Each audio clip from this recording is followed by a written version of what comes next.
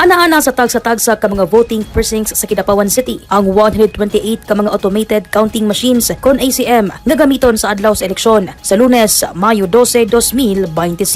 Kaghapong adlaw gipang-release sa COMELEC Kidapawan City ang mga ACM ug gipangkarga sulod sa mga van aron ihatod sa nagkadaiyang mga eskwelahan sa syudad. Kauban ang pipila ka mga electoral boards, mga personahe sa City Treasurer's Office, mga magtutudlo gikan sa DepEd Kidapawan City ug mga pulis. Gihimo dayon ang simultaneous final testing and sealing sa mga ACM. Kung asa nahatagan og higayon ang mga personahe sa COMELEC, pipila ka mga watchers ug DepEd officials nga matistingan ang ACM sa dili pa ang sealing niini. Aduna sab 18 ka backup units sa machine nga mamahimong gamiton ug galing magkaaberya atol sa piniliay. Andam na ang COMELEC Kidapawan City para sa adlaw sa piniliay. Din lauman ang 96,345 ka mga botante sa syudad nga mopili sa ilang mga lider.